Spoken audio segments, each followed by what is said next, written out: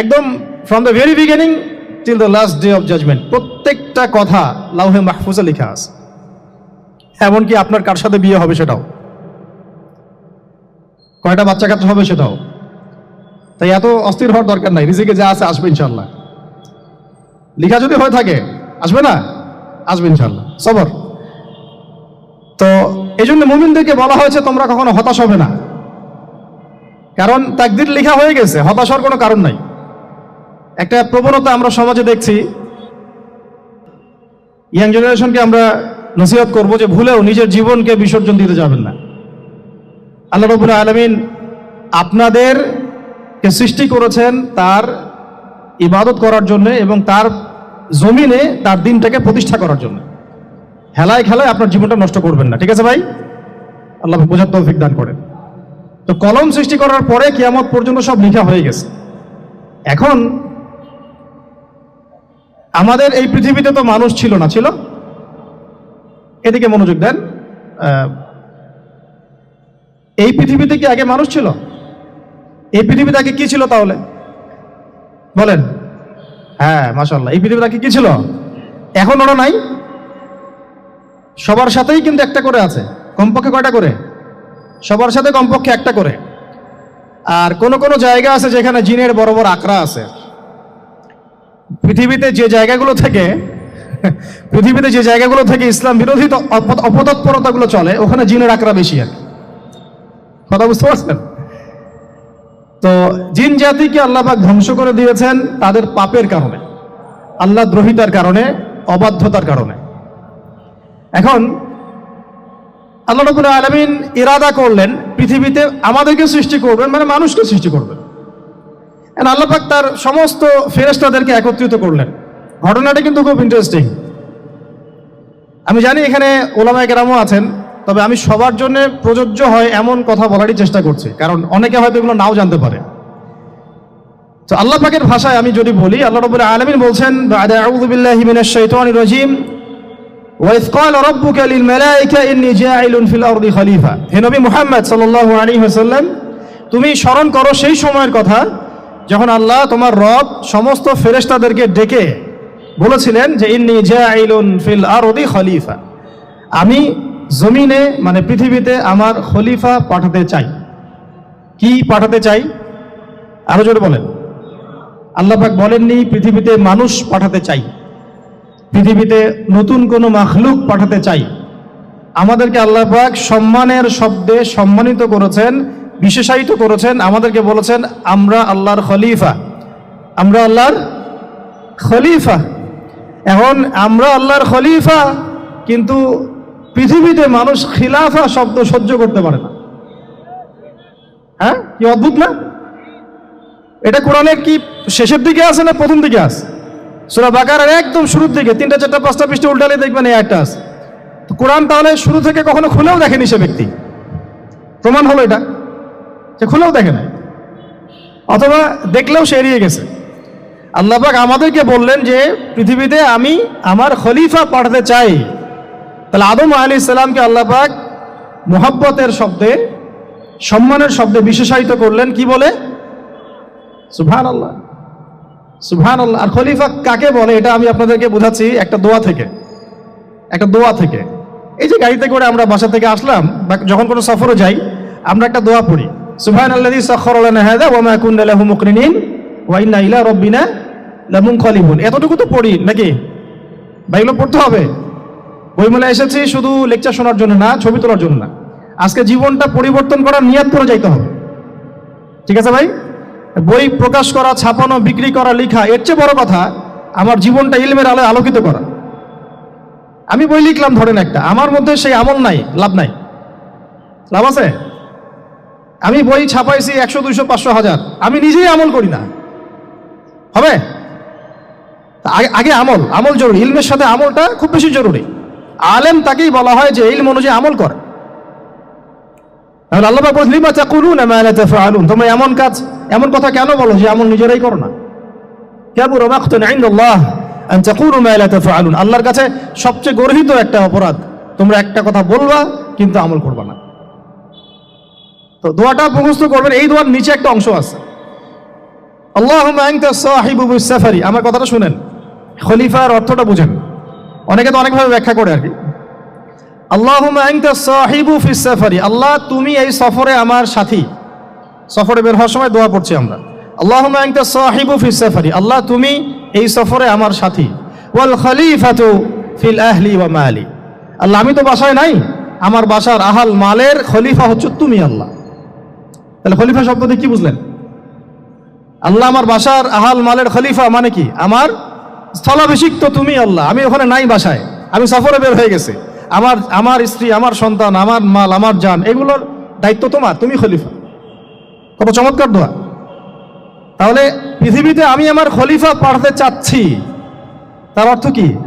আল্লাহ রাব্বুল আলামিন এই পৃথিবীতে আমাদেরকে তার প্রতিনিধি বানিয়েছেন। সুবহানাল্লাহ, সুবহানাল্লাহ। তাহলে আমরা নিজেদের আত্মপরিচয় ভুলে গেলাম যে আমরা আল্লাহর প্রতিনিধি পৃথিবীতে, তাই না? আমরা এখন আব্রাহাম লিঙ্কনের পূজা করতেছি। আব্রাহাম লিঙ্কনের পূজা তো বুঝেন না আপনারা, এটা হচ্ছে ওই যে সকল ডেমোক্রেসির পূজা আর কি। আল্লাহ পাক বলছেন ওয়াল্লামা আদামাল আসমাআ কুল্লাহা, আল্লাহ বলছেন আমি আদমকে এই মহাবিশ্বের যত নাম আছে, নাউন্স, ইসম, সব শিক্ষা দিয়েছি। সুবহানাল্লাহ। এই মহাবিশ্বের যত নাম, এখানে ইসম শব্দের অর্থ কিন্তু জ্ঞান। ইসম মানে কি? এখানে জ্ঞান। মহাবিশ্বের যে জ্ঞানগুলো আছে, এই জ্ঞানগুলো আল্লাহ পাক আমাদের আদি পিতাকে শিক্ষা দিয়েছেন। আমাদের আদি পিতাকে আল্লাহ নিজে শিক্ষা দিয়েছেন। সুবহানাল্লাহ। সৃষ্টিগতভাবে আমরা জ্ঞানী ছিলাম না, আল্লাহ পাক আমাদেরকে জ্ঞান শিক্ষা দিয়েছেন। আমরা ফিলোসফির বইগুলো খুললে দেখবেন ওখানে বুদ্ধিবাদ নামে একটা মতবাদ আছে। মানে তারা বলে যে মানুষ সৃষ্টিগতভাবেই একজন বুদ্ধিদীপ্ত প্রাণী। এটা ভুল কনসেপ্ট। সৃষ্টিগতভাবে আমাদের মধ্যে জ্ঞান ছিল না, আল্লাহ পাক আমাদেরকে জ্ঞান শিক্ষা দিয়েছেন। কথা বুঝতে পারছেন? একটা মতবাদ তাদের আছে অভিজ্ঞতাবাদ, মানে মানুষ অভিজ্ঞতা থেকেই শিখে। আরেকটা আছে সমন্বয় মতবাদ, আপনারা তো এগুলো অনেকে পড়েছেন হয়তো। এর বাইরে যে একটা মতবাদ আছে যে আল্লাহ পক্ষ থেকে ওহী ভিত্তিক মানুষ জ্ঞান শিখে, এই মতবাদ কোনো দার্শনিকের বইয়ে স্থান পেল না। কি আফসোস, কি আফসোস। অথচ মুসলিম ঘরের দার্শনিক তারা। আমরাও পড়েছি ভাই 4 বছর, এই কারণে গেলেই। কি আফসোস, আল্লাহ পাকের ওহীর পক্ষ থেকে যে জ্ঞান আসতে পারে এইটা কনসেপ্টই নাই। অথচ এখানে কোরআনে আল্লাহ পাক বলছেন ওয়াল্লামা আদামাল আসমাআ কুল্লাহা, আমি আল্লাহ আদমকে সমস্ত নাম শিক্ষা দিয়েছি। সুবহানাল্লাহ। এরপরে এই যে জ্ঞান আদম আলাইহিস সালামকে আল্লাহ পাক শিক্ষা দিলেন, এর ফলশ্রুতিতেই আল্লাহ পাক বললেন যে ওয়াইজ কুলনা লিল মালাইকা উসজুদু লি আদম, হে ফেরেশতারা তোমরা এখন আদমকে সিজদা করো।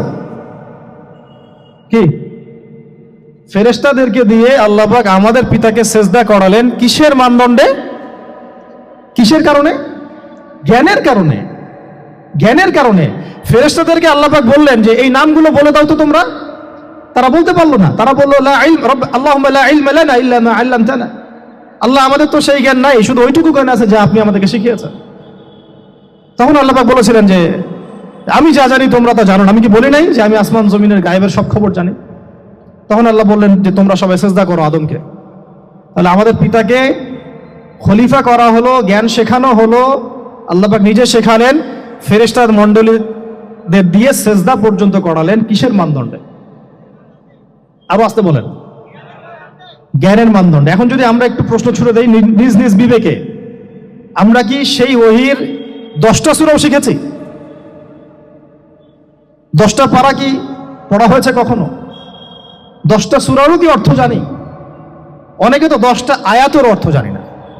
আমরা কি সেই ওহীর 10টা হাদিস শিখেছি? তাহলে আমরা কোথায় সম্মান খুঁজতেছি? পশ্চিমাদের কাছে? বলেন। সত্যি সবচেয়ে আফসোস লাগে আমার একটা জিনিস, যে মুসলিমরা আমরা এখন আমাদের আত্মপরিচয় ভুলে যাচ্ছি, আর আল্লাহ পাক আমাদেরকে যেখানে সম্মান রেখেছেন ওইখানে সম্মান না খুঁজে আমরা অন্যের দাসত্বের সম্মান খুঁজতেছি। আল্লাহ আমাদেরকে বোঝার তৌফিক দান করে। এটা অজ্ঞতার কারণে হচ্ছে। আমাদের কাজ তাদেরকে সচেতন করা বা তাদেরকে মেসেজ পৌঁছে দেয়া। আমরা উগ্র পন্থা অবলম্বন করব না, আমরা হিকমার সাথে প্রজ্ঞার সাথে মানুষকে বোঝানোর চেষ্টা করব। এগুলো বোঝানোর অংশ। এখন আচ্ছা, একটা কথা আপনাদেরকে বলি, একটা কথা মাঝখানে মিস হয়ে গেছে। এই যে আল্লাহ পাক আমাদেরকে খলিফা করে পাঠিয়েছেন, খলিফার কাজ কি? প্রশ্ন না? আমাদের কাজ কি তাহলে? এই কাজটা আল্লাহ পাক আবার ব্যাখ্যা করেছেন সূরা সদের মধ্যে। কোন সূরায়? সূরা সদ। সদ নামে একটা সূরা আছে। সূরা ইয়াসিনের আগে পরে পাবেন। তো এখানে আল্লাহ পাক আরো একজন নবীকে তার খলিফা বলেছেন, সেই নবীর নাম দাউদ আলাইহিস সালাম। কি নাম? আর দাউদ আলাইহিস সালাম কিন্তু এই জেরুজালেম থেকে, যেখানে এখন ওই জায়নিস্টরা বোম্বিং করে আর কি, নিরীহ মুসলিমদেরকে হত্যা করে বিগত 70 বছর থেকে, ওই জেরুজালেম থেকে কিন্তু দাউদ আলাইহিস সালাম বিশ্ব শাসন করেছিলেন। তার পরবর্তীতে তার সন্তান সুলাইমান আলাইহিস সালামও কিন্তু ওখান থেকেই বিশ্ব শাসন করেছিলেন। আর এখনকার বনু ইসরাইল দাবিদার এই জায়নিস্টরা, তারাও কিন্তু ওই ফিকিরি করছে, ওখান থেকে তারা বিশ্ব শাসন করতে চায় এবং তারা মনে করে তাদের একজন মাসিহ আসবে, সেই মাসিহ আসলে তারা বিশ্ব শাসন করবে। আমরা সেই মাসিহের নাম জানি মাসিহুদ দাজ্জাল। কি নাম? এই দাজ্জালকে ওরা ওদের সত্য মাসিহ মনে করে, আমরা জানি হচ্ছে মিথ্যা ভণ্ড প্রতারক মাসিহ, অথচ ওরা মনে করে এটা হচ্ছে সত্য মাসিহ। এই জায়গায় তারা ধোঁকা খাচ্ছে। অথচ সত্য মাসিহ হচ্ছেন ঈসা আলাইহিস সালাম, যিনি আবার শেষ জামানায় আসবেন এবং তার হাতেই এই মাসিহুদ দাজ্জাল মারা যাবে এবং তারপরে পুরো বিশ্বে আবার ওই খিলাফা কায়েম হবে, ওই যে খলিফা, ওটা সারা বিশ্বে কায়েম হবে। এই টাউন হলও বাদ যাবে না ইনশাআল্লাহ। এটা মানুষ মানতে চাচ্ছে না, কিন্তু মানুষ না মানলে কি, আল্লাহ পাকের নকশায় সব আঁকা আছে কখন কি হবে। কে কে কল্পনা করেছিল যে আজকে আপনারা বসে এখানে দিনের আলোচনা করবেন? হ্যাঁ, কল্পনা করা যায় তো? যে শব্দগুলো আপনারা বলছেন এগুলো বললেই তো নাই, গায়েব। তো এখন বলছেন, কেউ কি কল্পনা করেছিল যে হঠাৎ করে এমন একটা সময় চলে আসতে পারে? কেউ কিন্তু কল্পনা করেনি, আল্লাহ পাকের নকশায় ছিল। এখানে আমাদের একটা আফসোসের কথা, এখানে মাস্টারমাইন্ড আল্লাহ রাব্বুল আলামিন। প্রকৃত মাস্টারমাইন্ড কে? আমরা ক্রেডিট নেওয়ার প্রতিযোগিতায় ব্যস্ত হয়ে আছি এখন, কার কত ক্রেডিট নেওয়া যায়। এখানে একক ক্রেডিট পাওয়ার যোগ্য কেউ না, সমস্ত ক্রেডিট কার? আল্লাহ রাব্বুল আলামিন। এটা আল্লাহর সাথে গাদ্দারি করতে যায় না, তাহলে ভুলে যান। কারণ আমি বারবার বলেছি আপনাদেরকে, কোরআন থেকে একটা শিক্ষা আমরা শিখেছি, একটা কওম যখন মাজলুম থাকে, দুর্বল মাজলুম জুলুমের শিকার হচ্ছে, আল্লাহ পাক সেই কওমটাকে বাঁচান, কোনো না কোনো একজন ত্রাণকর্তাকে পাঠান, কোনো একটা সূরতে আল্লাহ পাক সেই কওমকে বাঁচায় দেন। আবার যদি এই নিয়ামতটা পাওয়ার পরে ওই কওম আবার এই জুলুম শুরু করে, আবার আল্লাহ দ্রোহিতা শুরু করে, আল্লাহ পাক তার চেয়ে বড় জালেম চাপাই দিবে।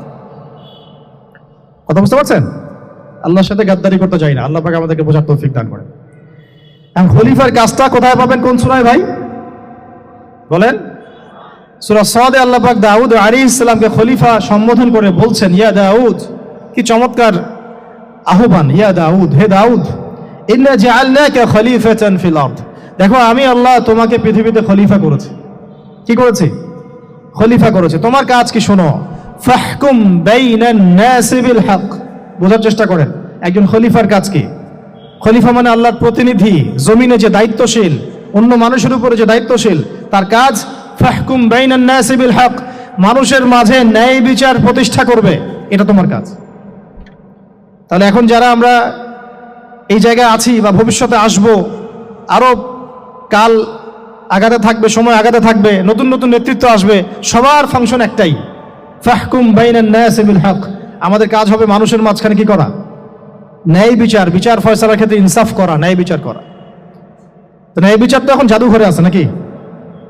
হ্যাঁ, কোন কোন ক্ষেত্রে আমরা চাই না যে ন্যায় বিচার জাদুঘরে যাক, আমরা চাই আবারও ন্যায় এবং সাম্যের সমাজ প্রতিষ্ঠা হোক। ইনশাআল্লাহ এরপর থেকে আমরা কোনো অন্যায় সহ্য করব না। ইনশাআল্লাহ এরপর থেকে আমরা কোনো জল্লাদতন্ত্র কায়েম করতে দিব না। আমাদের যা আছে তাই নিয়ে প্রতিবাদ হবে ইনশাআল্লাহ। কারণ এখনকার প্রজন্ম প্রতিবাদের ভাষা বুঝে। এখন যদি আপনারা আবার সেই প্রাচীন জুলুমের তন্ত্রে মন্ত্রে ফিরে যান, তাহলে আল্লাহর গজব চলে আসবে, বড় গজব। তো খলিফার কাজ কি ভাই? কি কাজ বললাম বলেন? মানুষের মাঝখানে ন্যায় বিচার প্রতিষ্ঠা করা। আচ্ছা, আরো আছে, আরো আছে, আয়াত শেষ হয় নাই। আল্লাহ পাক বলছেন, ওয়ালা তাত্তাবিউল হাওয়া, ন্যায় বিচার করতে গিয়ে নিজের দাসত্ব মানে প্রবৃত্তির অনুসরণ করো না। ন্যায় বিচার করতে গিয়ে নিজের প্রবৃত্তির অনুসরণ করো না, মন গড়া বিধানের অনুসরণ করো না। আমার মামা, আমার চাচা, আমার খালু পার করে দিও না। প্রবৃত্তির অনুসরণ মানে কি? মন যাচাই তাই করো না। ন্যায় বিচার করতে গিয়ে আল্লাহ পাকের বিধান মেনে চলো। কারণ সূরা মাইদাতে আল্লাহ পাক বলেছেন, আয়াত নাম্বার 44, 45, 47, ওয়া মান লাম ইয়াহকুম বিমা আনজালাল্লাহ ফাউলাইকা হুমুল কাফিরুন। যারা আল্লাহ পাকের হুকুম অনুযায়ী বিচার ফয়সালা করে না, তারা কাফির। 45-এ গিয়ে আল্লাহ বলছেন ওয়ামান লাম ইয়াহকুম বিমা আনজালাল্লাহ ফাউলাইকা হুমুল ফাসিকুন, যারা আল্লাহ পাকের বিধান অনুযায়ী বিচার ফয়সালা করে না এরা ফাসিক, পাপাচারী। 47 নম্বর আয়াতে গিয়ে আবার বলছেন ওয়ামান লাম ইয়াহকুম বিমা আনজালাল্লাহ ফাউলাইকা হুমুজ জালিমুন, যারা আল্লাহর হুকুম বিধান অনুযায়ী বিচার ফয়সালা করে না এরা জালেম। তো কাফেরও বলেছেন আল্লাহ, ফাসিকও বলেছেন, জালেমও বলেছেন। তাহলে বিচার ফয়সালা করার ক্ষেত্রে আল্লাহ পাকের বিধানকে সর্বোচ্চ অগ্রাধিকার দিতে হবে, নিজের প্রবৃত্তির অনুসরণ করা যাবে না। যদি করে তাহলে কি হবে? ইউদিল্লাকা আন সাবিলিল্লাহ, তাহলে এটা তোমাকে আল্লাহর রাস্তা থেকে সরায় নিয়ে যাবে। এর ফলে কি হবে জেনে রেখো, ইন্নাল্লাযীনা ইউদিল্লুনা আন সাবিলিল্লাহ লাহুম আযাবুন শাদীদ বিমা নাসু ইয়াউমাল হিসাব। এটা পরের আয়াত। নিশ্চয়ই যারা আল্লাহ পাকের সরল পথ থেকে বিচ্যুত হয়ে গেছে তাদের জন্য কাল কিয়ামতের মাঠে আছে আযাবুন শাদীদ। আযাবুন শাদীদ মানে কঠিন কঠিন যন্ত্রণাদায়ক শাস্তি, এই কারণে যে তারা কিয়ামতের দিনটাকে ভুলে গিয়েছে। শাদীদ এর অর্থটা কি এটা বোঝার জন্য আপনাকে সূরা হাদীদ পড়তে হবে। কোন সূরা? আসলে কোরআনের আয়াতগুলো হচ্ছে আকাশের তারার মতো। তারা দেখবেন আকাশের, তারা দেখাও সুন্নত। ইসলাম তো রসকসহীন ধর্ম না রে ভাই, সবকিছুই আছে এখানে। আসলে আমরা জানি না বলে আমরা মনে করি যে এখানে কোনো বিনোদনই নাই, তাই না? এই গান বাজনা না করলে কি হয়, মন শান্তি হয়, এরকম একটা ভাব। যদি আপনি কোরআনের ভিতর ঢুকে যান আপনার হৃদয়ে এমন নূর আসবে, এমন তৃপ্তি আসবে যে ওগুলো আপনার শুনতে ইচ্ছা করবে না, আপনি কান বন্ধ করে ফেলবেন, নিজেই বলতেই হবে না। এখন কিছু নতুন ইসলামিস্ট আসছে, তারা এগুলোকে ইসলামের অন্তর্ভুক্ত বলে মনে করার দাবি করতেছে, যে এগুলো তো নিষেধ নাই, এগুলো তো নিষেধ করা হয় নাই। কতটুকু জানেন ইসলাম সম্পর্কে আপনি? না জেনে কেন কথা বলেন? নবী সাল্লাল্লাহু আলাইহি ওয়াসাল্লাম রাস্তা দিয়ে হাঁটছেন, ওই সময় তো অনেক পূজা অর্চনা ইত্যাদি হতো মক্কায়। তো এখানে ঢাক ঢোলের শব্দ আসছে, নবী সাল্লাল্লাহু আলাইহি ওয়াসাল্লাম নিজের 2 আঙ্গুল কানের মধ্যে ঢুকিয়ে দিলেন, দিয়ে পাশে একজন সাহাবী তাকে জিজ্ঞাসা করছেন হাঁটতে হাঁটতে হাঁটতে হাঁটতে, তুমি কি এখন আওয়াজ শুনতে পাচ্ছ? সাহাবী বলেন, না ইয়া রাসূলুল্লাহ, এখন আওয়াজ শুনতে পাচ্ছি না। তখন তিনি কান বের করলেন।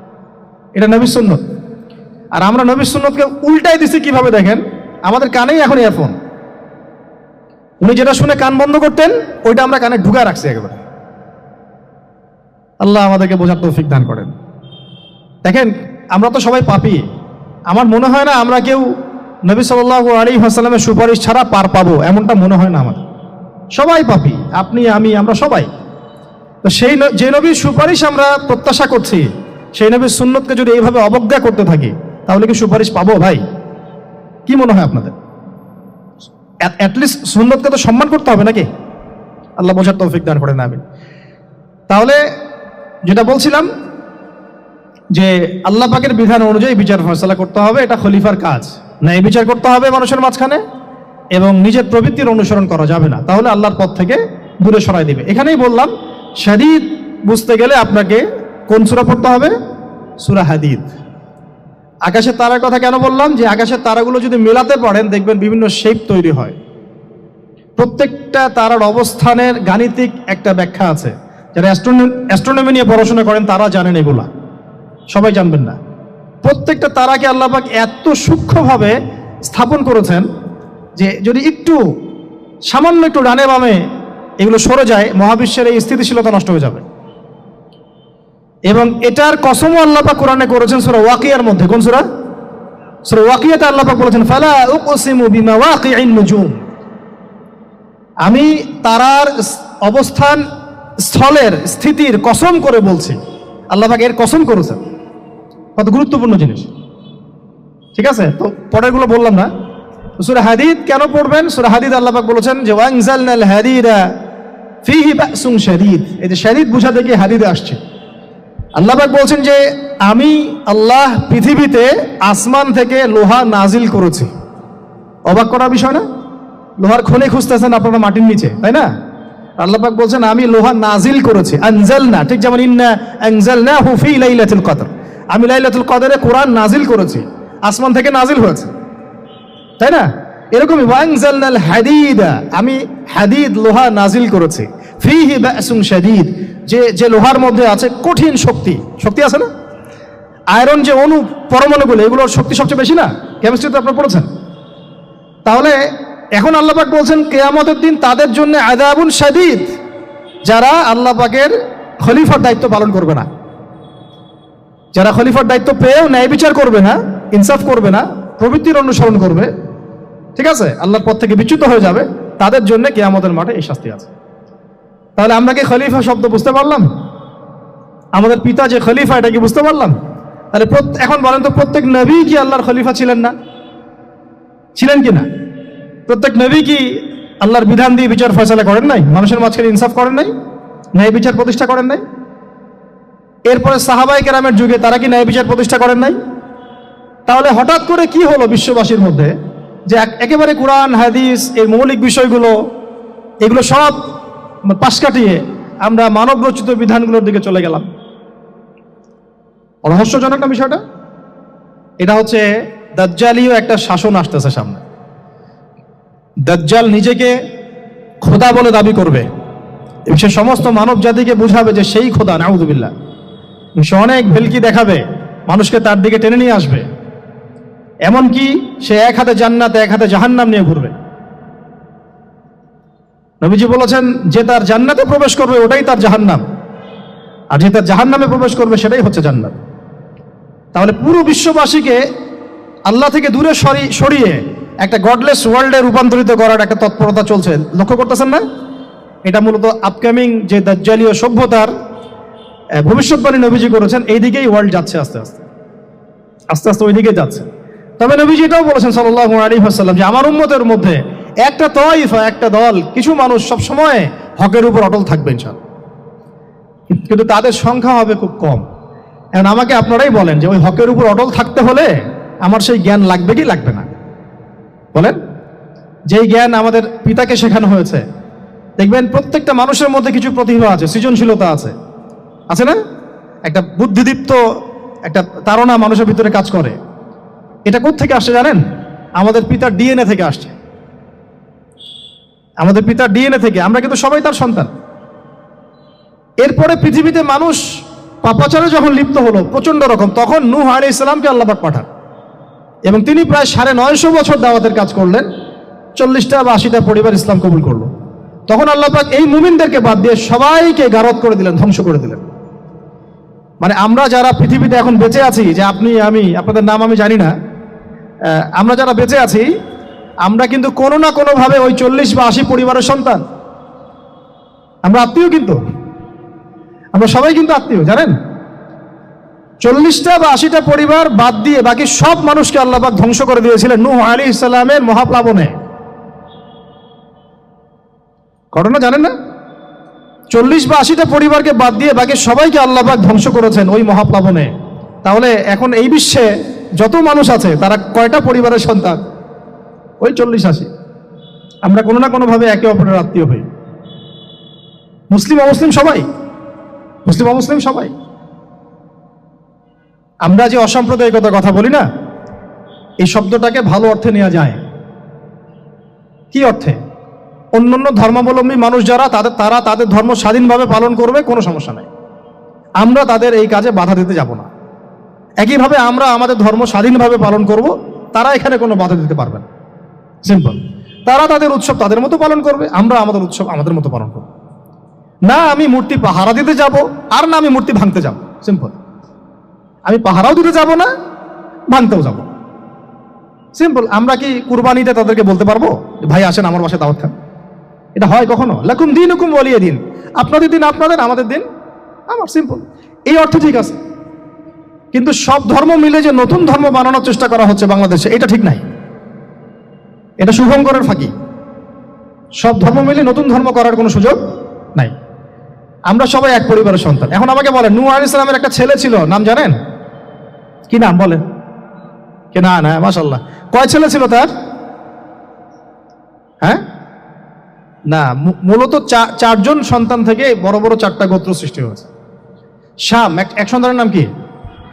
এটাকে কেন্দ্র করে এই যে কন্টিনেন্টে, পুরো অ্যারাবিয়ান কন্টিনেন্টে যত মানুষ তার বংশধর, ঠিক আছে?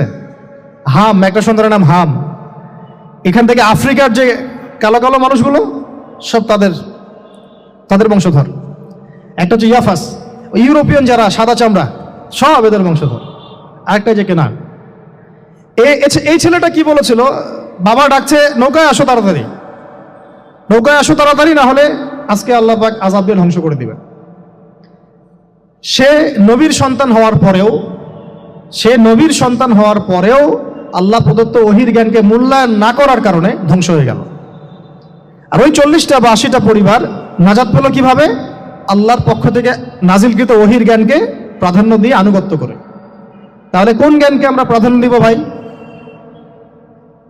আমি বলছি না যে আমরা দুনিয়াবী জ্ঞানগুলোকে শিখবো না, ওই প্রসঙ্গে আমি একটু পরে আসছি যে আমরা শিখবো এবং কিভাবে শিখবো, কতটুকু শিখবো। আগে এই অংশটুকু শেষ করি। ঠিক একইভাবে আপনারা কি আদ জাতির নাম জানেন? আদ, সামুদ।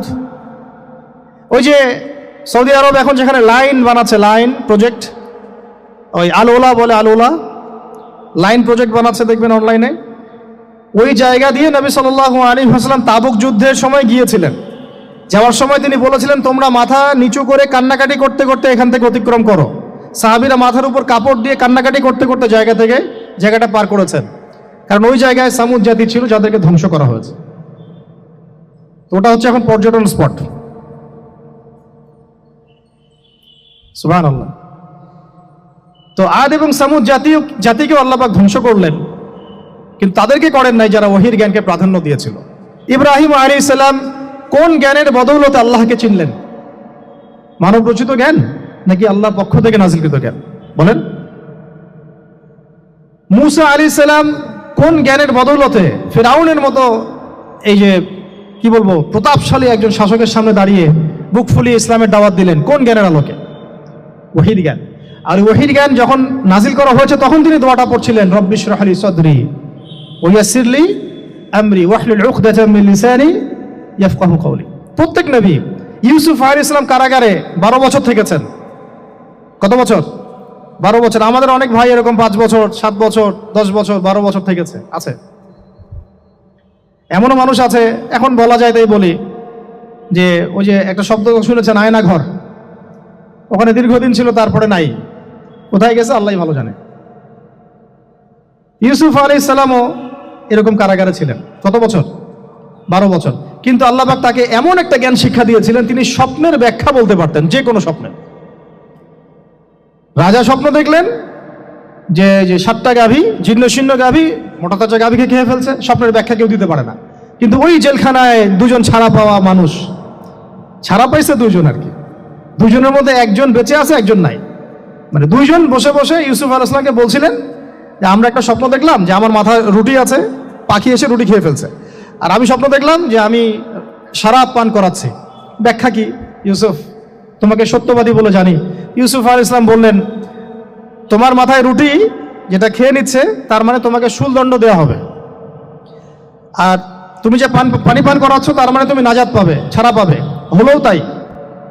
আর যে নাজাত পাবে তাকে ইউসুফ আলাইহিস সালাম বলে দিলেন যে তুমি রাজ দরবারে গিয়ে আমার কথা বলো, আমার কথা আলোচনা করো। তো সে ভুলে গিয়েছিল। পরে যখন এই স্বপ্নটা দেখলো বাদশা, তখন বাদশা সবাইকে ডাকলো, ডেকে বললো যে এই গাভীর স্বপ্নের ব্যাখ্যা কি?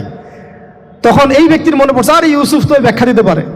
সে গিয়ে ইউসুফ আলাইহিস সালামকে ডেকে নিয়ে আসতেছে যে এই রাজা স্বপ্ন দেখছে, ব্যাখ্যা কি? স্বপ্ন কিন্তু আপনার কাছে শুনে একটা স্বাভাবিক মনে হচ্ছে, আরে গাভীর আবার স্বপ্নের কি ব্যাখ্যা? তখন ইউসুফ আলাইহিস সালাম ব্যাখ্যা দিলেন যে 7 বছর ফসল ফলবে আপনাদের এলাকায়, তারপরে 7 বছর হবে দুর্ভিক্ষের সময়। কিসের সাথে কিসের ব্যাখ্যা? এই জ্ঞান কে শিখালেন তাকে? এই ইন্টারপ্রিটেশনের জ্ঞান কে শিখালেন? তাহলে জ্ঞানের মূল উৎস কে? আমার কথা বলার উদ্দেশ্য কি বুঝতে পারছেন? যত জ্ঞান তার মূল উৎস কে? স্বপ্ন একটা জ্ঞান, যদি সেটা সত্য হয়। আর জেনে রাখবেন, কিয়ামতের আগে আগে মুমিনদের স্বপ্ন বেশি বেশি সত্য হবে। ঠিক আছে? মূসা আলাইহিস সালামকেও সেই আল্লাহই জ্ঞান শিক্ষা দিলেন। ঈসা আলাইহিস সালাম এই কুষ্ঠরোগীর গায়ে হাত বুলালে ভালো হয়ে যায়। হ্যাঁ, অন্ধ ব্যক্তির মানে চোখে হাত বুলালে ভালো হয়ে যায়। এমনকি মৃত ব্যক্তিকে তিনি বলছেন কুম বিইজনিল্লাহ, আল্লাহর হুকুমে দাঁড়িয়ে যাও, দাঁড়িয়ে গেল। এই জ্ঞান কে দিয়েছেন তাকে? দাউদ এবং সুলাইমান আলাইহিস সালাম এই যে পশু পাখির ভাষা বোঝেন, সুলাইমান আলাইহিস সালাম পিঁপড়ার ভাষাও বুঝেন। আপনাদের সায়েন্স কি পিঁপড়ার ভাষা বুঝে? হ্যাঁ, আমরা তখন সায়েন্সকে সবকিছুর মানদণ্ড মনে করি, তাই না? সায়েন্স যদি বলে হ্যাঁ তাহলে হ্যাঁ, না বললে না। মানে এমন একটা ভাব দেখেন, সায়েন্সকে আমরা ইলাহ বানাইছি, ইলাহ, উপাস্য। সায়েন্স যদি বলে যে পৃথিবী থেকে অমুক অমুক কোটি কোটি আলোকবর্ষ দূরে একটা গ্রহের সন্ধান পাওয়া গেছে, নাম দিল ধরেন যে আলফা এক্স ওয়াই জেড কিছু একটা, ওখানে হুরপড়ি আছে, হ্যাঁ ওখানে দুধের সাগর আছে, মধুর সাগর আছে, তো মানুষ তখন বিশ্বাস করা শুরু করবে, হ্যাঁ হ্যাঁ তাই তো থাকতেই পারে। নাসা বলেছে না হয়ে পারে, নাসা মন্তব্য করেছে না হয়ে পারে। ওরকম যদি বলে অনেক দূরে একটা আগুনের একটা বিশাল ইয়া পাওয়া গেছে, গ্রহ পাওয়া গেছে, ওখানে আযাব দেওয়া হয়, শাস্তি দেওয়া হয়, ওখানে অন্য মাখলুক আছে, ওদের ভাষায় এলিয়েন আর কি, মানুষ বিশ্বাস করে। কিন্তু আল্লাহ পাক কোরআনে বলছেন যে সুলাইমান আলাইহিস সালাম পিঁপড়ার ভাষাও বুঝতেন, ওই কথা বিশ্বাস করতে চাচ্ছে না। সুলাইমান আলাইহিস সালাম বাতাসে ফ্লাই করতে পারতেন, এটা বুঝতে পারতেছে না, বিশ্বাস করে না। তাহলে ওই প্রযুক্তি না থাকলে এয়ারক্রাফট কিভাবে আবিষ্কার করলেন? যে প্রযুক্তিগুলো পৃথিবীতে চলে গেছে ইতিমধ্যে, ওগুলো ভবিষ্যতেও আসতে পারে। যেমন একটা প্রযুক্তির কথা বলি, সুলাইমান আলাইহিস সালাম বসে আছেন, একজনকে বললেন না সাবার রানী বিলকিসের সিংহাসন কে নিয়ে আসতে পারবে? একজন বলল যে আপনি উঠে দাঁড়াইতে যতক্ষণ সময় লাগে এর মধ্যে নিয়ে আসবো। আরেকজন বললেন যে না, আপনি চোখের পলক ফেলতে যতক্ষণ লাগে এর মধ্যে দেখবেন সিংহাসন সামনে। সুবহানাল্লাহ, কি প্রযুক্তি! বলেন এই প্রযুক্তির সামনে কি বিশ্ববাসী যেতে পেরেছে? দেখেন সুলাইমান আলাইহিস সালামের বাতাসে ফ্লাই করাটা কিন্তু এখন পৃথিবীতে খুব কমন হয়ে গেছে, আমরা সবাই ফ্লাই করতেছি বাতাসে, তাই না? যদি আপকামিং কোনো সময় আপনি দেখেন যে এইরকম চোখের পলকেই একটা বস্তু আরেকটা জায়গা থেকে এক জায়গায় চলে আসতেছে, আমি অবাক হব না ইনশাআল্লাহ। কারণ কোরআনে অতীতে এই ঘটনার দলিল আছে।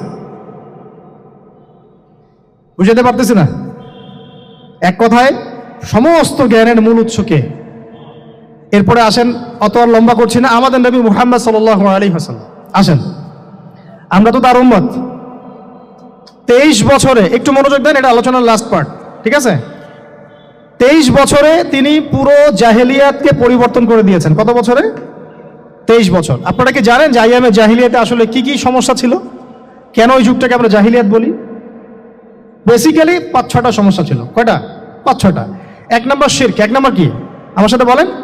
শিরক আমাদের ওয়ার্ল্ডে নাই, এটা তো গ্লোবাল শিরক চলতেছে এখন। শুধু ধর্মীয় শিরক চলতেছে না, কিন্তু এখন শিরক হচ্ছে পলিটিক্সে, শিরক হচ্ছে ইকোনমিক্সে, শিরক এডুকেশনেও আছে, শিরক কালচারের মধ্যেও আছে। কথাগুলো বুঝতে হবে একটু গভীরভাবে। তখন সমস্যা ছিল রিবা, সুদ। এখন নাই। রিবা ছাড়া কোনো সিস্টেম আছে এখন ওয়ার্ল্ডে? আমি গতকালকে একটা হাদিস মোতালা করছিলাম সুদ সংক্রান্ত। নবীজি বলেছেন সাল্লাল্লাহু আলাইহি ওয়াসাল্লাম যে একটা যুগ আসবে সামনে, সুদবিহীন কোনো মানুষই চলতে পারবে না। যে চলতে চাইবে তার গায়েও সুদের ছিটা ফোটা গিয়ে লাগবে। আসে নাই সেই যুগ? সুবহানাল্লাহ, কিভাবে তিনি এত স্পেসিফিকলি কথাগুলো বলতে পারেন? নিশ্চয়ই তিনি এমন একজন সত্তার কাছ থেকে জ্ঞান পেয়েছেন যিনি সব জানেন, অতীত বর্তমান ভবিষ্যৎ, তাই না? এমনকি নবীজি বলেছেন ইমামুল মাহদির সময় যে 10 জন ঘোড়সাওয়ার বের হবে এবং তারা গিয়ে খোঁজ নিতে যাবে যে দাজ্জাল বের হয়েছে কিনা, নবীজি বলছেন আমি সেই 10 জনের নামও জানি, তাদের বাবার নামও জানি।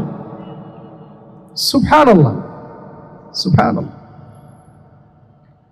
কিয়ামতের মাঠে আলী রাদিয়াল্লাহু আনহু, আবু বকর রাদিয়াল্লাহু আনহু, ওমর, ওসমান রাদিয়াল্লাহু আনহুম আজমাইন, তাদের হিসাবটা কেমন হবে ওইটাও নবী সাল্লাল্লাহু আলাইহি ওয়াসাল্লাম আগেই বলে দিয়েছেন। সবচেয়ে দ্রুত হিসাব হবে এই উম্মতের আলী ইবনে আবি তালিব রাদিয়াল্লাহু আনহু। যাবেন, বেরোবেন, শেষ।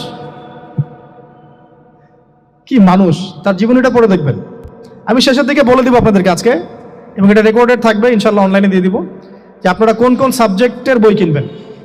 বই মেলা তো শুধু মানে আসলেন একটা একটা র্যান্ডমলি বই কিনলেন এমন না, টপিক ধরে ধরে সাবজেক্ট ওয়াইজ বই কিনতে হবে, ঠিক আছে ভাই? বই কেনার পিছনে টাকা পয়সা খরচ যদি না করেন, মানে দিনের জন্য অর্থ ব্যয় করার মানসিকতা না থাকে, এলেম পাওয়া যাবে। অনেক মুহাদ্দিস নিজের গায়ের জামা খুলে দিয়ে পর্যন্ত বই নিয়ে বাসায় গিয়েছে, জানেন? তাদের সমস্ত সম্পত্তি বিক্রি করে দিয়েছেন বই কেনার জন্য। আজকে সকালে আমাদের এক ভাই মোজাকারা করছিলেন যে আমারই এক ওস্তাদ, বাংলাদেশের অনেক বরেণ্য একজন আলেমে দিন, প্রবীণ আলেমে দিন, তার কথা আলোচনা হচ্ছিল যে তিনি কিতাব পড়তে পড়তে পড়তে হঠাৎ একটা কিতাব তিনি খুঁজে পাচ্ছেন না। তো ছাত্রদেরকে পাঠালেন যে খুঁজে নিয়ে আসো তো, কোথায় আছে? কেউ খুঁজে পায় না। তিনি নাকি ওযু করে এসে নামাজ 2 রাকাত নামাজ পড়ে বাচ্চার মতো হাউমাউ করে কান্নাকাটি শুরু করলেন যে আল্লাহ আমার সেই কিতাব কোথায় গেল, আমার কিতাবটা এনে দাও। তলাবুল ইলম কাকে বলে দেখেন, ইলমের তালেব, ইলমের ছাত্র কাকে বলে? এই যে ইলমের ছাত্র, আমরা কি ছাত্র হইতে পারছি? একটা বইয়ের দাম যদি দেখি 100 টাকা, বাস আমাদের গায়ে লাগে। 100 টাকা দিয়ে তো আপনার গার্লফ্রেন্ডকে নিয়ে বসতে গায়ে লাগে না, বসলে তো 500 টাকা চলে যায়। জিনা থেকে বাঁচতে না পারলে কলবে আল্লাহ নূর আসবে না। আল্লাহ পাক আমাদের কথাগুলো বোঝার তৌফিক দান করেন, আমিন। জিনা, আবার বলছি, জিনা থেকে বাঁচতে হবে, অন্যথায় কলবে নূর আসবে না। আল্লাহ পাক আমাদেরকে বোঝার তৌফিক দান করেন, আমিন। কোথায় ছিলাম ভাই? বলেন। 1 নাম্বার কি ছিল? শিরক। 2 নাম্বার রিবা, সুদ। ওইটা বলতে গিয়ে হাদিসটা কথা বলেছিলাম। এই সুদটা কি এখন বেশি না কম? এখন সুদ মানুষ খাচ্ছে, যুক্তিও দিচ্ছে যে এই যুগে এখন সুদ না খাইলে কি চলে। একদিন একটা মসজিদে বয়ান করছিলাম, তো মসজিদে বয়ানের মাঝখানে একজন দাঁড়ায় গেল, দাঁড়ায় আমাকে বলছে যে ওস্তাদ, হুজুর বুঝলাম আপনার সব কথা ঠিক আছে, এখন আমার 1 লাখ টাকা ধার লাগবে, আমি কোত্থেকে নিব? বলেন, আসলে উত্তর দিবেন কি? হ্যাঁ, সুদের ক্ষতিকর বিষয়গুলো যেমন বলতে হবে, সুদবিহীন ব্যাংকিং সিস্টেম এবং অর্থনৈতিক ব্যবস্থাও তো চালু করতে হবে।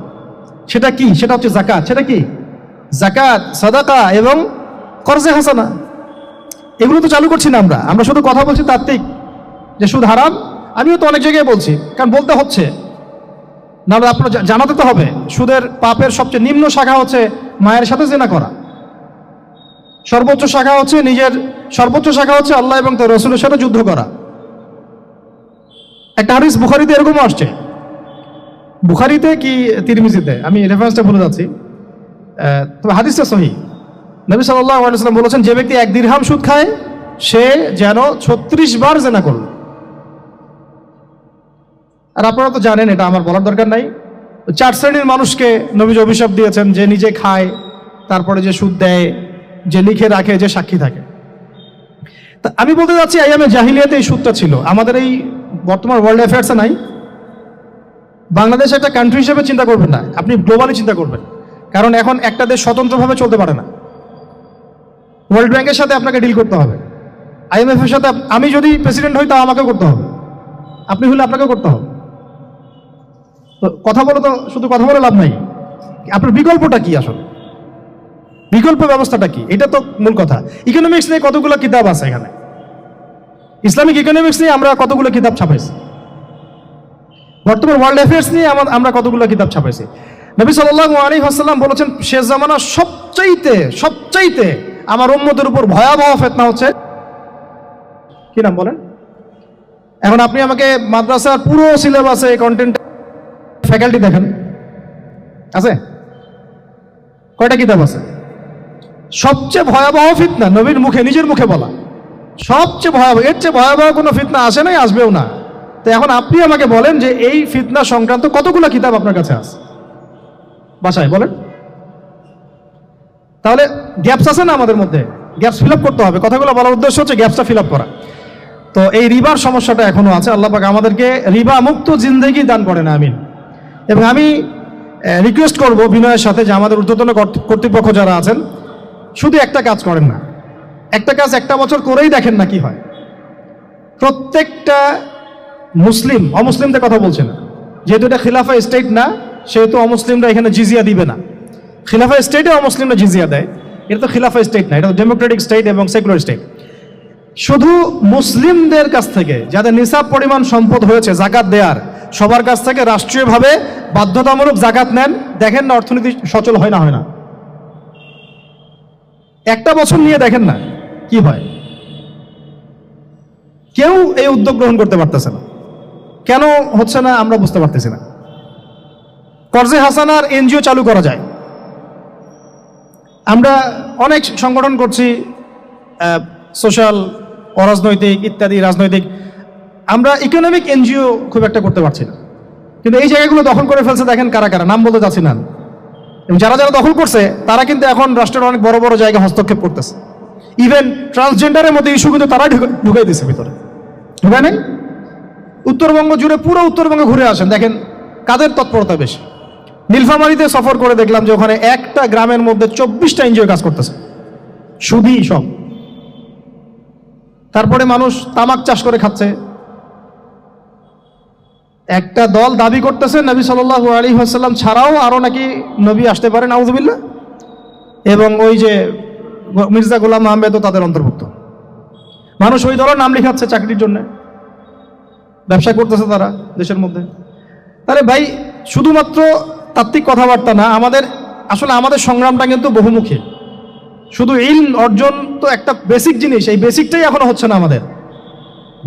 ইলম অর্জনটা বেসিক জিনিস, এটাই হচ্ছে না। এরপরে আপনার অর্থনীতি সমৃদ্ধ করা, সংস্কার করা, সমাজ সংস্কার করা, রাজনৈতিক অঙ্গনগুলোর মধ্যে যে অরাজকতা, এগুলোকে সংস্কার করা, কত কাজ আমাদের। কিন্তু আমরা কিন্তু একটা জায়গাতেও স্থির নাই। ইভেন একটা মাসালাতেও আমরা এক জায়গায় আসতে পারতেছি না, ঐক্যবদ্ধ হতে পারতেছি না। আমরা খুবই ব্যাকডেটেড চিন্তা করতেছি এই জায়গাতে। অথচ আমাদের উচিত ছিল এই প্রবলেমগুলোকে আরও 30-40 বছর আগেই সলভ করা। তাহলে এখন হয়তো আপনি ভালো কিছু পেতেন। আমাকে একটা প্রতিষ্ঠান দেখান যেখানে নুরানি থেকে নিয়ে, মানে নুরানি থেকে দাওরা বা ক্লাস নার্সারি থেকে মাস্টার্স, এরকম সিলসিলায় ইসলামিক শিক্ষা এবং জেনারেল শিক্ষাকে একত্রিত করে একটা সিলেবাস মেনটেন করে পড়ানো হচ্ছে। আমাকে কয়েকটা প্রতিষ্ঠানের নাম বলেন, আমি ওখানে আমার মেয়েকে ভর্তি করাবো। আমাকে দেন, রেডিমেড দেন, আমার ছেলেকে ভর্তি করাবো। আমরা ফিকির করতেছি না। এটা হওয়া উচিত ছিল বিগত 30 বছর আগেই। আমি আপনাদেরকে বলি যে প্রকাশনা সংস্থার ভাইরা আছেন অনেকে এখানে। ধরেন আমাদের রংপুরের কোনো ভাই আপনাদেরকে পুরো 1 বিঘা জমি দিল, বা ধরেন 5 বিঘা জমি দিয়ে দিল, ঠিক আছে? আর আমরা সবাই মিলে দেশবাসীর কাছ থেকে টাকা কালেক্ট করে একটা কনস্ট্রাকশন দাঁড় করে প্রতিষ্ঠান দাঁড় করালাম, একেবারে অনার্স, মানে নুরানি থেকে নিয়ে, মানে প্লে গ্রুপ থেকে নিয়ে মাস্টার্স, এরকম ফ্যাকাল্টি আর কি করলাম। এখন ভাই আপনারা যারা বই প্রকাশ করতেছেন, আমাকে কি আপনারা বই দিতে পারবেন? প্রত্যেকটা ক্লাসে আমি কোন কোন বই পড়াবো পারবেন? আমাকে কি সিলেবাস দিতে পারবেন? কথা বলেন। প্লে গ্রুপে কোন কোন বই পড়াবো আমাকে দেন, নার্সারিতে দেন, STD 1-এ দেন, 2-তে দেন, 3-তে দেন, 5-এ দেন, এভাবে আপনি আমাকে ক্লাস 10 পর্যন্ত দেন।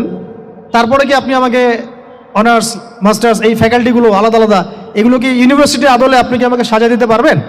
আমরা জায়গা দিব, টাকা দিব, প্রতিষ্ঠান করে দিব। প্রকাশনা সংস্থা থেকে কি আমরা এতটুকু পেতে পারি?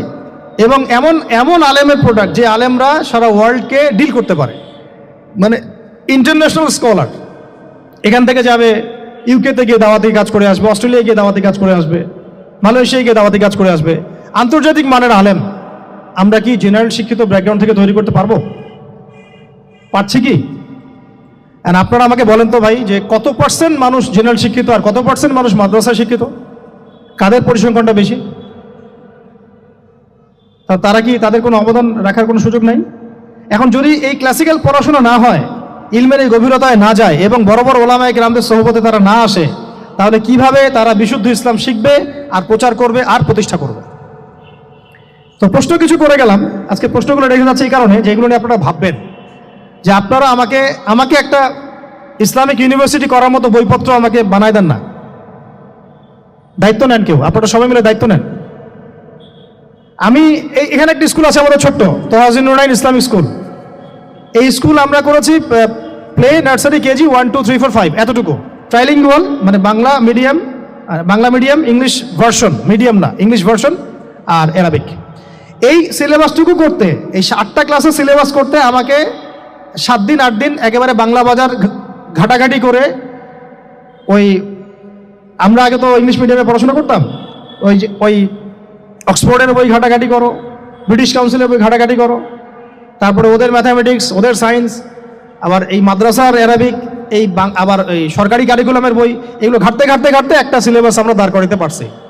মাত্র 5টা ক্লাস পড়তে পারবে। এরপরে এটা করতে গিয়ে যে দেখলাম যে আসলে এগুলোর যে এত ঘাটতি আছে বাজারে, রেডিমেড কোনো প্রোডাক্ট এগুলোর নাই। থেকে ঘুরে ফিরে কি সেই আমরা একই জিনিসই চর্চা করতে থাকবো, নাকি আমরা একটু বহির্বিশ্বে যেভাবে দিন প্রচার হচ্ছে এই মান দিতে পারি? এটা আমাদের উচিত না করার কাজটা? হ্যাঁ, এটা তো আমাদের হাতে রাষ্ট্রীয় ক্ষমতা নাই, থাকলে না হয় উপরের লেভেল থেকে এগুলো করা যায় খুব সহজ। বরং উপরের লেভেলে যারা আছেন তারা তো আরো ট্রান্সজেন্ডার ঢুকাচ্ছেন, আপনারা তো ঢুকাচ্ছেন। তাহলে এই কাজগুলো কাদের করতে হবে? তাহলে বেসরকারিভাবে করতে হবে। এখন আমরা যারা বইকে ভালোবাসি, জ্ঞানকে ভালোবাসি, আল্লাহকে ভালোবাসি, রাসূলকে ভালোবাসি, চাই যে আমরা যা করছি আমাদের পরের প্রজন্মটা মানুষের মতো মানুষ হোক, কাজ কি কম না বেশি আমাদের বলেন? সেক্ষেত্রে কাজগুলো কিন্তু ওইভাবে হচ্ছে না ভাই। একটা বিষয়ের বই সবাই ছাপাচ্ছি, কেন? কি দরকার আছে? একটা বিষয়ের বই আমি সবাই ছাপাচ্ছি। একটা জিনিস, একটা হিস্ট্রির একটা কিতাব অনেকগুলো প্রকাশনী আপনারা করতেছেন, একই বই ফয়জুল কালাম সবাই করতে আছে। একটা বই তাসাউফ আত্মশুদ্ধি অনেক প্রকাশনী করতেছে, কপি করতেছে। ভাই আমাদের কি কাজ কি দুনিয়ার স্বার্থ উদ্ধার করা, না আমার দিনের কোনো খেদমত? আমার কথায় মাইন্ড করবেন না, আমি মাইন্ড করার মতো কথা বলছি না। আমি বলছি আপনাদেরকে আরো যেন কনস্ট্রাকটিভ হয় কাজগুলা। মানে আপনাদের সাথে আমি বসবো ইনশাল্লাহ আবার আলাদা করে, যে একটা আমাকে পুরো শিক্ষা ফর্মুলা আমাকে দিবেন, মানে প্রত্যেকটা ক্লাসের বই রেডি করে দিবেন, যাতে আমরা প্রতিষ্ঠান বানালেই একদম পুরা কমসে কম ক্লাস 1 থেকে 10 ঢেলে দিতে পারি, আমার পরিশ্রম করতে না হয়। ওখানে বাংলা মিডিয়ামের বই থাকবে, ইংলিশ মিডিয়ামেরও থাকবে, এবং অ্যারাবিক তো থাকবেই। একটা গঠনমূলক সিলেবাস, যেটা পড়লে আমার ছেলে মাশাআল্লাহ হাফেজও হবে, এদিকে মাশাআল্লাহ সে ইংরেজিতেও দক্ষ হবে, সায়েন্সেও দক্ষ হবে।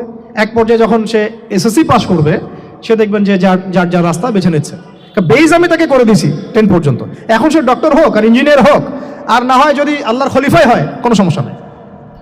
সমস্যা আছে? এটা দরকার ছিল ভাই, আরো 30 বছর আগে দরকার ছিল। আমরা যেটা পাই নাই, এটা আমাদের আফসোস। আর এই জেনারেল ব্যাকগ্রাউন্ড থেকে এইরকম জায়গায় উঠে এসে এই যে এইগুলো কথাগুলো বলা বা এই কাজগুলো করা, এগুলো সবাইকে হয়তো আল্লাহ পাক এভাবে কবুল নাও করতে পারে। এর পিছনে অনেক গল্প থাকে, অনেক হিস্ট্রি, অনেক ত্যাগ, অনেক আত্মত্যাগ, এগুলো সবাই হতে পারবে না। কিছু মানুষ বের হয়ে আসছে, ডক্টর জাকির নাইক তো সবাই হতে পারে নাই, পারছে? তো এই জিনিসগুলো আমাদের বুঝতে হবে যে আমভাবে সবাই সবকিছু করতে পারবে না। আমাদের একটা একাডেমিক ফর্মুলা দরকার, যেখানে আমরা পড়বো, আমরা আলেম হয়ে বের হবো। ইনশাআল্লাহ পারা যাবে তো ভাই ইনশাআল্লাহ? আচ্ছা, অনেক গভীরে চলে গেছি, আপনাদেরকে মানে অনেক বেশি বিরক্ত করে ফেলতেছি আর কি। তো কথাগুলো বলার খুব মন চাচ্ছিল, তো বলে ফেললাম। আর আমরা চাচ্ছি কথাগুলো সবার কাছে পৌঁছাক, যাতে করে অন্তত বিভাগীয় শহরগুলা, অন্তত ঢাকা, রংপুর, রাজশাহী, মানে বড় বড় শহর আমাদের, চট্টগ্রাম, কক্সবাজার ইত্যাদি ইত্যাদি বড় বড় শহরগুলোতে যদি একটা করে এরকম একটা করে প্রতিষ্ঠান থাকে, যেখানে আপনি পুরো জেনারেল শিক্ষা এবং ইসলামী শিক্ষা দুটোকে সমন্বয় করে এবং এই মানে দ্বিমুখী শিক্ষার মেরুকরণটাকে দূর করে একটা কনস্ট্রাকটিভ সিলেবাস দিতে পারেন, দেখবেন আজকে না হোক, আজকে থেকে 10 থেকে 15 বছর পরে আমাদের ছেলে মেয়েদের একটা প্রজন্ম আসবে, দেখবেন ইনশাআল্লাহ ওরা আমাদের চেয়ে অনেক ডিনামাইট হবে ইনশাআল্লাহ। এই যে আজকে অনেকগুলো আয়াত বললাম, অনেকে হয়তো জানেন না বা পড়েন নাই, ওরা ক বলতেই বুঝে ফেলবে কোন সূরায় আছে। হবে না? সম্ভব। আর যদি না করতে পারি, তাহলে ঘুরে ফিরে ওই একই অবস্থা। ওইটা দিয়ে হবে না ভাই। এই মানে ইসলাম বিষয়টা কি, এটা এমন না যে কিছু অংশ নিলাম কিছু অংশ নিব না, এটা এমন না। নিলে ভাই নেওয়ার মতো নেওয়া লাগবে। উদখুলু ফিস-সিলমি কাফা, একেবারে পরিপূর্ণরূপে দিনে প্রবেশ করেন। সিরিয়াসলি নেন, চান্স তো একটাই। আল্লাহ পাক আমাদের কথাগুলো বোঝার তৌফিক দান করেন। আর আমাদের সন্তানদের সাথে তো আমরা এটা হতে দিতে পারি না। আমরা না হয় অনেক সময় নষ্ট করে ফেলছি। তো ভাই আর লম্বা করতেছি না, আমি শেষের অংশটুকু বলে শেষ করে দিচ্ছি যে এই সুদ আর শিরক যেমন ওই সময় ছিল, এখনো আছে। আর ওই আইয়ামে জাহিলিয়াতের সেই সুদ আপনি দেখলেন, এখন শিরক দেখলেন, মাদক আছে না নাই? আইয়ামে জাহিলিয়াতের মাদক, আইয়ামে জাহিলিয়াতের এই নারী জাতির অবমাননা আছে না সমাজে? নাই? ব্যাখ্যা করতে পারছি না, আপনারা জানেন সব। আর আইয়ামে জাহিলিয়াতে ছিল একটা গোত্রীয় হানাহানি, দ্বন্দ্ব, মারামারি, এখন সমাজে নাই? এটাই তো চলতেছে এখন সমাজে। তো এখন এই জাহেলিয়াতের সমাজটাকে মাত্র 23 বছরের মধ্যে আমাদের নবীজি চেঞ্জ করে দিয়েছেন। কত বছর? এখন আপনারা আমাকে বলেন তো, যে তিনি কি কোনো জাদু করছেন? তিনি কি কোনো জাদু দেখাইছেন সমাজে এসে? মানুষকে মারছেন? মানুষকে কি তিনি মানে কঠোর ছিলেন? তিনি, তার কাছে আল্লাহর ফেরেশতা আসতো, তিনি কি সেই শক্তি কাজে লাগায় একদম সমাজের মানুষকে জোর করে ইসলাম কবুল করাইছেন? তিনি কি করছেন 23 বছরে? এটা বলে শেষ করে দিব। তবে তার আগে শুধু এতটুকু বলবো, 23 বছর পরের মক্কাটাকে একটু দেখেন। 23 বছরের পরের মক্কাটাকে একটু দেখেন। ওই মক্কাতে কি কোনো শিরক আছে? হ্যাঁ, 23 বছর পরের মক্কা, ওখানে কি কোনো শিরক আছে? ওখানে কি কোনো সুদ আছে? কোনো মাদক আছে? বলেন, কোনো নারীর অবমাননা আছে? কোনো গোত্রীয় হানাহানি আছে? তাহলে 23 বছরের মধ্যে পুরো সমাজটাই চেঞ্জ করলেন কিভাবে? জাদু তো করেন নাই। মানুষকে তো অত্যাচার করেন নাই, কটু কথাও বলেন নাই, এমনকি তিনি কারো গায়ে হাতও তোলেন নাই, তাই না? একটা কাজই তিনি করেছেন, সেটা হলো এই যে কোরআন এবং সুন্নাহর যে জ্ঞান, এই ওহীর জ্ঞানটাকে তিনি সবার মাঝখানে ছড়াই দিয়েছেন, এই তো কাজ। তারপরে সেই জ্ঞান যখন মানুষ শিখেছে, তার উপরে আমল করেছে, এবং সেই জ্ঞান এর উৎস আল্লাহ রাব্বুল আলামিন, তার কাছে আত্মসমর্পণ করেছে, নবীর কাছ থেকে আত্মশুদ্ধি অর্জন করেছে, এবং হালাল খেয়েছে, পরিবার গঠন করেছে, প্রজন্মকে তৈরি করেছে, সৎ কাজে আদেশ করেছেন, অসৎ কাজে নিষেধ করেছেন, প্রয়োজনে কখনো হিজরত করেছেন, কখনো মার খেয়েছেন, কখনো সবর করেছেন, কখনো বা জিহাদও করেছেন। এভাবে আস্তে আস্তে পুরো আরবের মধ্যে দিনটা প্রতিষ্ঠা হয়ে গেল। তাহলে মূল উৎসটা কি ছিল? জ্ঞান। মূল উৎসটা কি ছিল বলেন? জ্ঞান। আর এই জ্ঞানটার চর্চাই আমাদের সবাইকে করতে হবে, আল্লাহ পাক আমাদেরকে তৌফিক দান করে নেয়। এর চর্চা করতে গেলে আমাদের সমাজে এখন দুটো রাস্তা, এর বাইরে আপনি কোনো রাস্তা দেখবেন না, হয় মাদ্রাসা ব্যাকগ্রাউন্ড অথবা জেনারেল ব্যাকগ্রাউন্ড, এই তো। সমন্বিত কোনো প্রচেষ্টা খুব বেশি দেখা যাচ্ছে না। আজকে আবার কথা বলার মধ্যে একটা অন্যতম একটা গুরুত্বপূর্ণ পার্ট হচ্ছে সমন্বিত প্রচেষ্টা এখন থেকে নেওয়া উচিত। এতে আপনারা এগ্রি করেন না করেন না? যদি এগ্রি করেন তাহলে প্রত্যেকটা জায়গায় এরকম কিছু কিছু প্রতিষ্ঠান গড়ে তোলার চেষ্টা করেন। ইনশাআল্লাহ আজকে না হোক, আজকে থেকে 10-15 বছর পরে ফলাফল পাওয়া যাবে ইনশাআল্লাহ। ঠিক আছে ভাই? আল্লাহ পাক আমাদেরকে বোঝার তৌফিক দান করেন। শেষ করার আগে খালি কয়েকটা সাবজেক্ট বলবো। এখন যারা জেনারেল স্টুডেন্ট, আপনাদের তো মাদ্রাসা যাওয়ার কোনো সুযোগ নাই, বা গেলেও আপনারা একাডেমিক্যালি পড়তে পারেন না। তা আমি কয়েকটা সাবজেক্ট বলে দিচ্ছি, এই সাবজেক্টগুলো ধরে ধরে বই কিনবেন এই বইমেলা থেকে, ঠিক আছে? অন্তত প্রত্যেকটা সাবজেক্টের একটা করে বই কিনবেন। রাজি আছেন? রাজি নাই? অন্তত প্রত্যেকটা সাবজেক্টের একটা করে বই কিনবেন। সাবজেক্ট 1 নাম্বার হচ্ছে আল কোরআন। 1 নাম্বার কি? আপনাকে কোরআন তেলাওয়াত করা শিখতে হবে। কোরআন তেলাওয়াত শেখার কি বই আছে খুঁজে বের করেন। আর এটা একা শিখতে পারবেন না, এটা নিয়ে গিয়ে কোনো ওস্তাদের কাছে বসে পড়তে হবে। এটা খুব খেয়াল রাখবেন আপনারা, একা একা বই পড়ে কখনো আলেম হয়ে যাওয়া যাবে না, বরং তখন বিভ্রান্ত হওয়ার সুযোগ বেশি থাকবে। বই থাকবে, এটা আপনার গাইডেন্স, কিন্তু আপনার একজন মুরব্বী আলেম লাগবে। যে কোনো কাজ মুরব্বীদের সাথে মাশওয়ারা না করে করলেই সমস্যা। কারণ আমরা তো দিন সম্পর্কে তেমন কিছু জানিই না রে ভাই। সমুদ্রে ডুব দিলে বুঝবেন যে গভীরতা কত বেশি। এখন আমরা ডুবই দেই নাই, এই জন্য মনে হয় যে আমি সবই জানি। ঠিক আছে? ডুব না দিলে আমার কাছে মনে হয় যে আমি তো সবই জানি। ডুব দিলে বুঝবেন যে আপনি কিছুই জানেন না, আমি কিছুই জানি না। 1 নাম্বার সাবজেক্ট ভাই কোরআনের তেলাওয়াত শিখতে হবে। রাজি আছেন তো ইনশাআল্লাহ? তাহলে এই বইগুলো কিনেন। 2 নাম্বার হচ্ছে এই কোরআনের মানে ব্যাকরণ শেখার বইগুলো কিনবেন। কোরআনের ব্যাকরণ শেখার আরবি ভাষা সাহিত্যের বই কিছু কিনবেন। এই বইগুলো আপনাকে ওস্তাদদের কাছে গিয়ে পড়তে হবে, ঠিক আছে? এরপরে কিনবেন কোরআনের কিছু তাফসির, সহজ। মনে করেন একটা তাফসির নেন সহজ। কেউ মারিফুল কোরআন কিনেছেন, হয়তো কেউ সহজে অনুবাদ হয়েছে জালালাইন একটা কিনেছেন, কেউ হয়তো তাওজিহুল কোরআন কিনেছেন। একটা তাফসির বাসায় রাখেন অন্তত, ঠিক আছে? এটা হলো 3টা। 4 নাম্বার হচ্ছে হাদিসের অন্তত একটা বই কিনেন আজকে। হাদিসের সহজ কিতাব কিনবেন। অনেকে দেখা যায় যে ভাই একেবারে হেদায়েত পেয়ে সহিহ বুখারী নিয়ে বসে যান। একেবারেই গলত কাজ আপনার, এটা একেবারেই গলত কাজ। সহিহ বুখারী পড়তে গেলে 12 বছর সময় লাগে মানুষের। ওই লেভেলে যাইতে একটা মানুষের 12 বছর সময় লাগে। ওটা সবার প্রথমে ওটা খুললে তো আপনি হাদিস বুঝবেনই না, মনে হবে যে হাদিস কোরআনের সাথে সাংঘর্ষিক, এরকম মনে হবে। সহজ থেকে এক লাফে কি আমরা ক্লাস 10-এ যাই? আগে তো ক্লাস 1-এ ভর্তি হয়েছেন, তাহলে হাদিসের শাস্ত্রে আসছেন, আগে বুখারী ধরতে গেলেন কেন?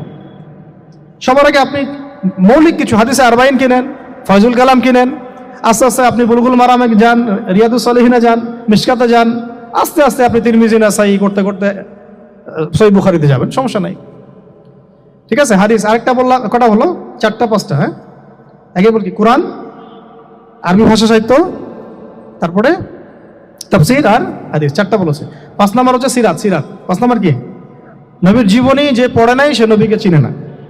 নবীর জীবনী না পড়লে না কোরআন বুঝতে পারবে, না আর হাদিস বুঝতে পারবে। তো নবীর জীবনের অন্তত একটা বই কিনে যান এখান থেকে, অন্তত একটা। 60টা কি 70টা নবীর জীবনী আছে এই বইমেলাগুলোতে, খুলে দেখেন। আমার কাছে সবগুলোই আছে।